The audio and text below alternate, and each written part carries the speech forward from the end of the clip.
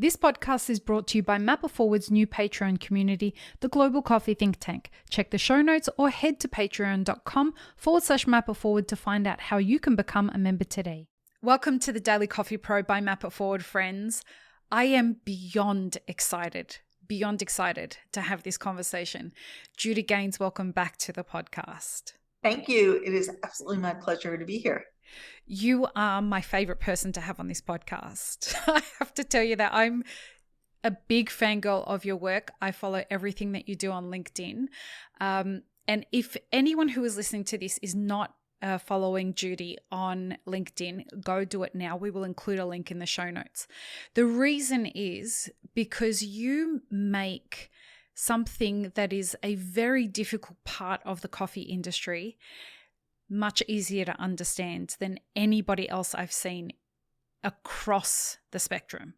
And I got to thank you up front for that, because it is an intimidating thing that you do.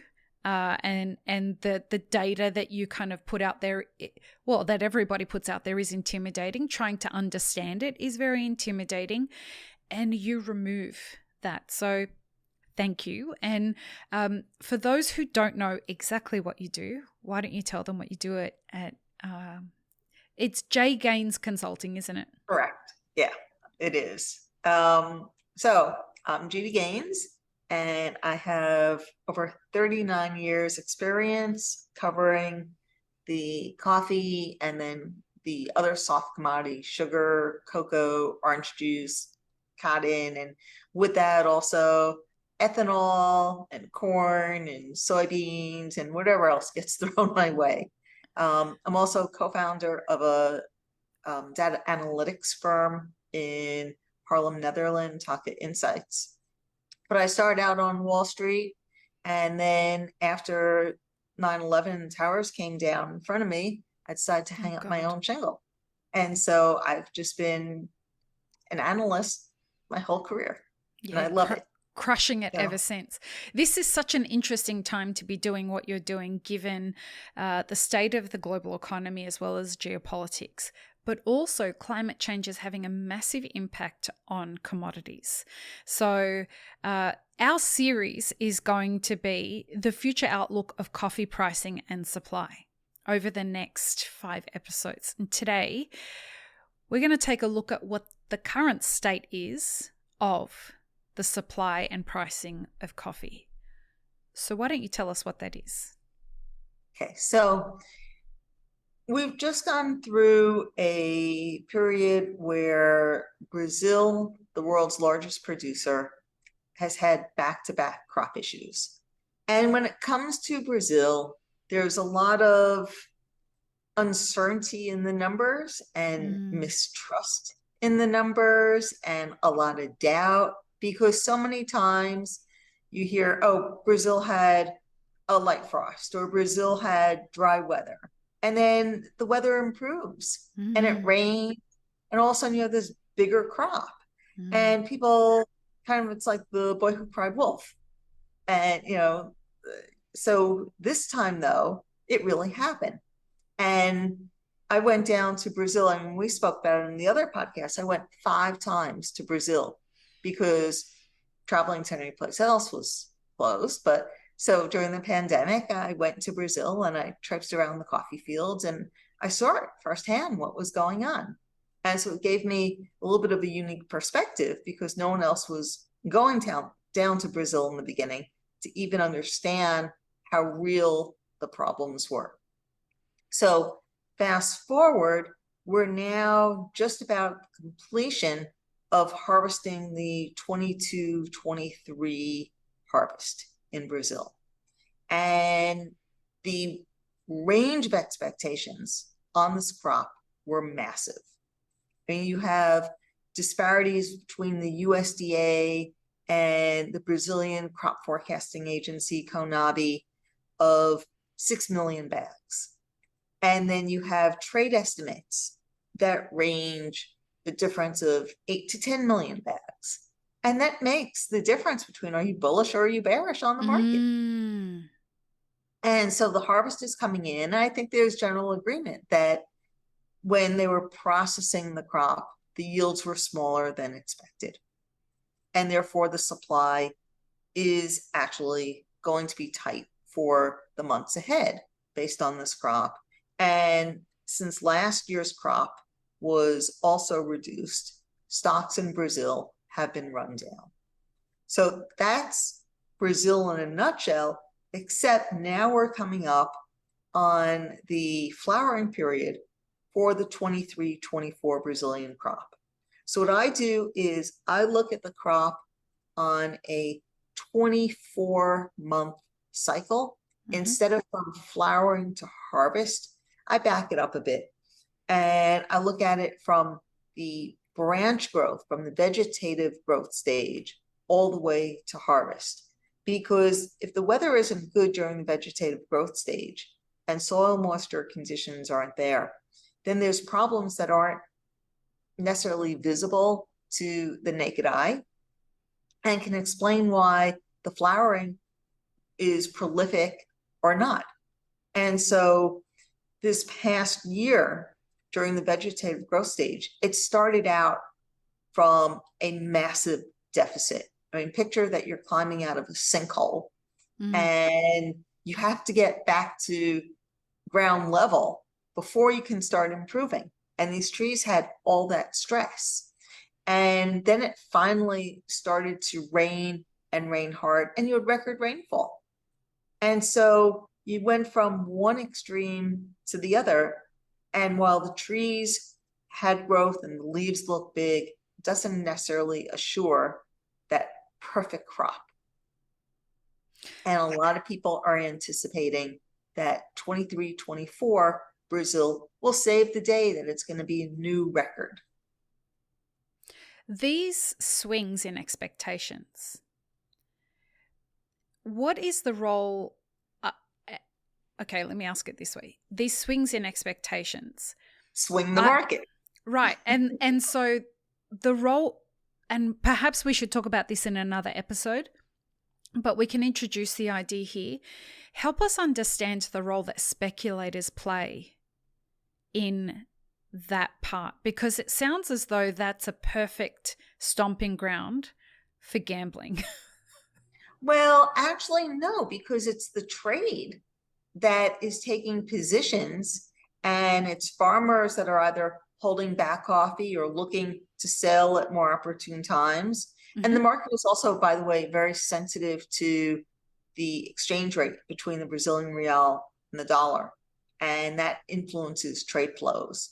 So the role of the speculator in the market, and I'm glad you brought that up, there's a lot of negativity when it comes to people talking about, oh, the speculator overran the market. It's the speculators that are causing the problems. And that's not really true.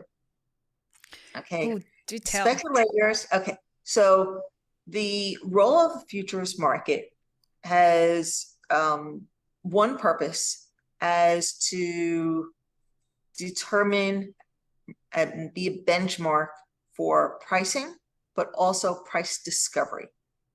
And as world production increases and as world demand increases, then the trade who uses the market to manage price risk and hedge, offsetting their price exposure, needs to have the liquidity to be able to transact their business.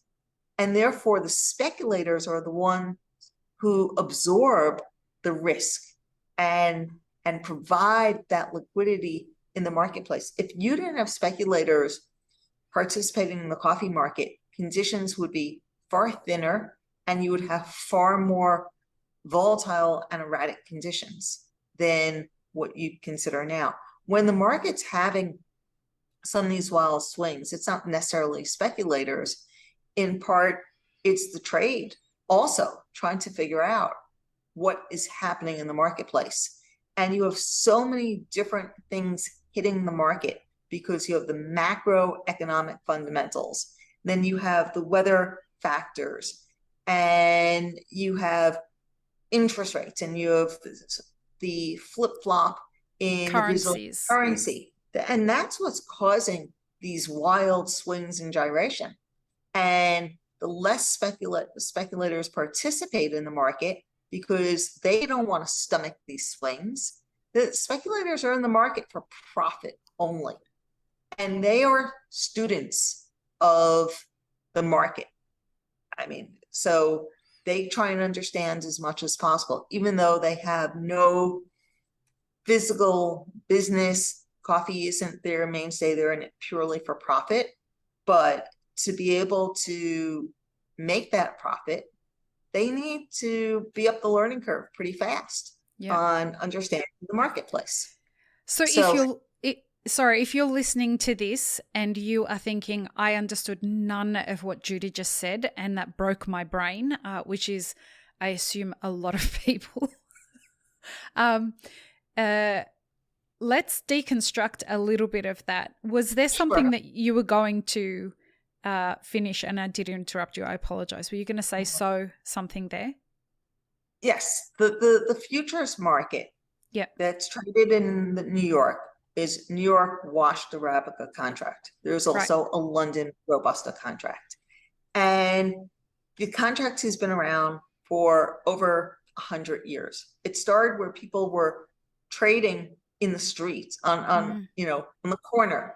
And then it moved to the exchange and the ring, and now it's screen-based trading.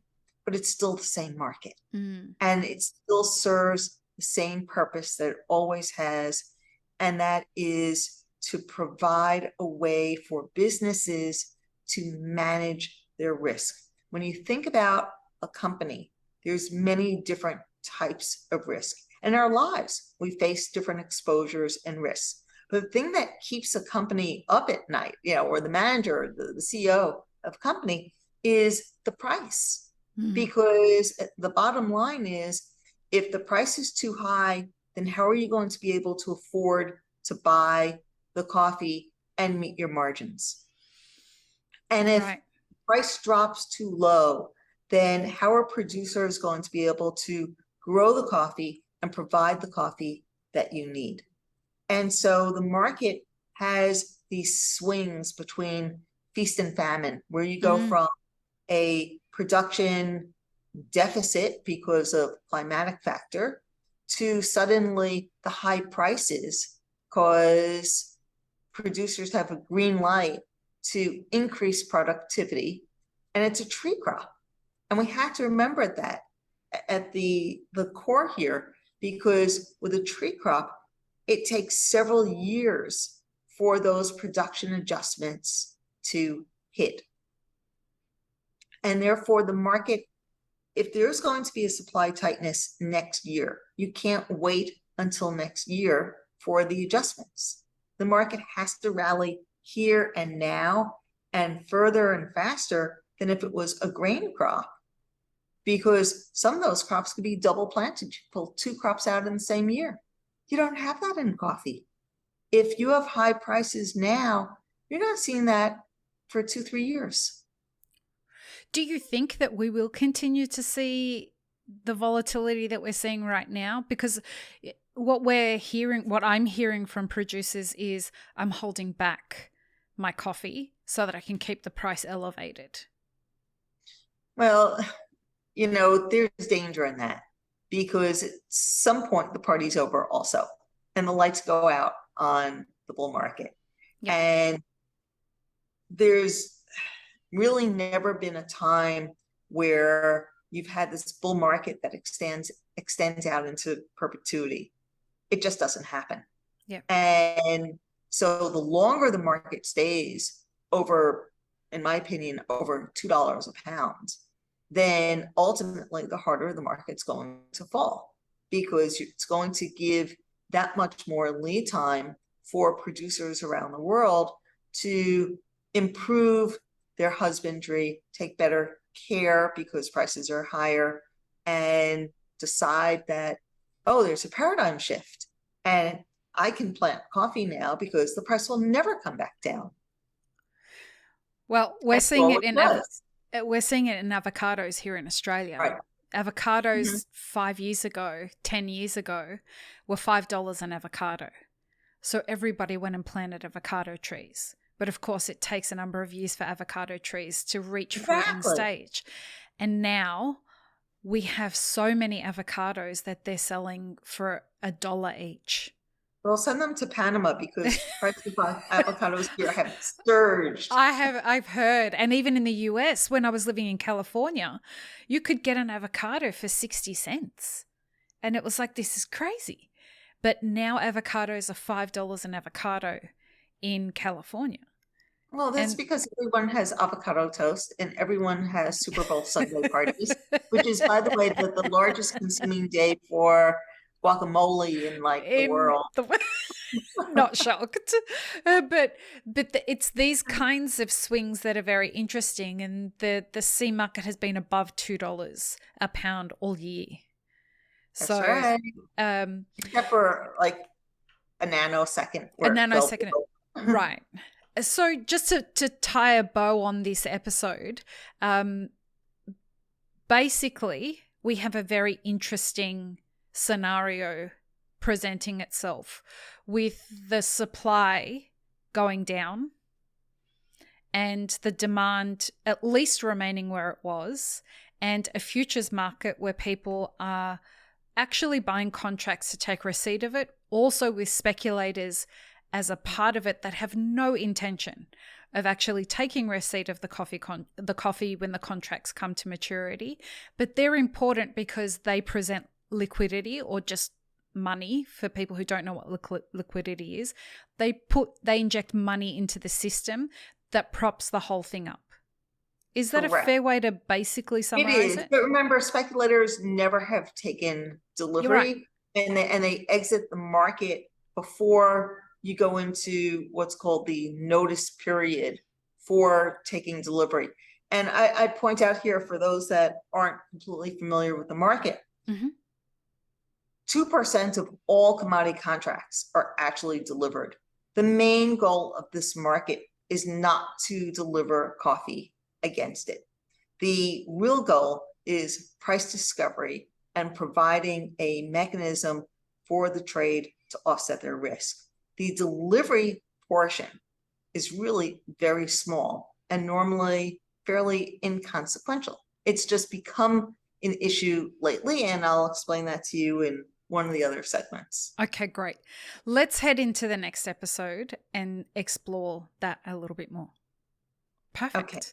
Peace, love, and peanut butter, everybody. Get ready for an amazing series. I'm so pumped.